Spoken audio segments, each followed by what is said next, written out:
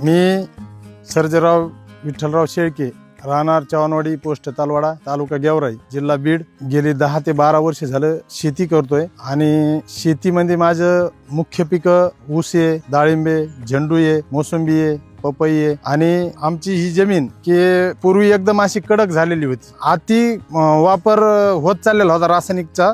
पण माझे मित्र, आमच्या गावातील ज्यांच्याकडे डीलरशिप आहे, दादाभाऊ खुपशे, आणि ज्यावेळेस कंपनीचे प्रतिनिधी म्हणून आपले सौरभ सर आणि खुपशे सर आलते, त्यांनी मला अशीच माहिती दिली. माहिती दिल्याच्या नंतर मग आम्ही प्रयोग करायचं ठरवलं. आम्ही 1-2-4 शेतकरी मिळून एक प्रयोग करायचं ठरवलं की आपली जमीन ही कडक होत चाललेली आहे आणि हिला आपल्याला मऊ आणि लुसलुशीत एकदम ठोस करण्याचा प्रयत्न करायचा आहे. मग आम्हाला ही कल्पना गोमय वापरण्याची आणि आम्ही पहिला प्रयोग हा आमच्या झेंडू पिकावर आणि डाळिंबावर ह्यो आम्ही केला. आणि ह्यो प्रयोग करत असताना आम्ही एकदा वापरलं, दोनदा वापरलं, तीनदा वापरलं आणि चौथ्या बारीने आम्हाला असं जाणून आलंय की आपली जमीन खरोखरच एकदम ठोस झालेली आहे.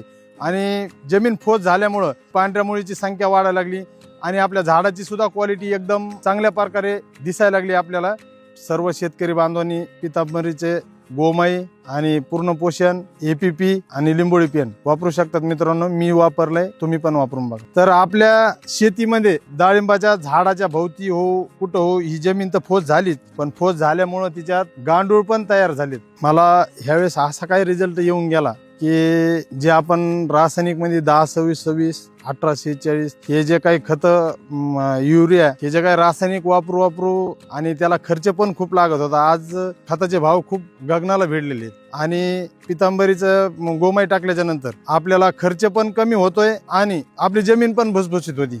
पाहिजे त्याच्यापेक्षा जास्त रिझल्ट येतोय. आता आपल्या झेंडूच्या उत्पादनात भरपूर वाढ झालेली आहे. कारण इथून माग ज्यावेळेस आपण झेंडू करीत होतो तर आपल्याला जवळपास 200 कॅरेटच्या पुढे कधी माल निघला नाही. आणि ह्या वर्षी आपण त्या तुलनेत, झाडं कमी आहेत आपले, पण त्या तुलनेत जर विचार केला आपण तर आपली कॅरेटची संख्या ही आज आपण 120 कॅरेट दिलेली आहेत आणि झाडाची संख्या आपली फक्त 8,000 आहे. 8,000 आपण 120 कॅरेट दिलेत आणि इथून माग आम्हाला जवळपास 20-22 हजारामध्ये 250 ते 350 कॅरेट निघायचे. म्हणजे इतकी तफावत यावेळेस आपल्याला बघायला भेटली आणि खरोखर खूप आपला फायदा झालेला आहे पितांबरीचे प्रोडक्ट वापरून. तरी सर्व शेतकरी बांधवांना विनंती की त्यांनी पितांबरीचे प्रोडक्ट वापरावे.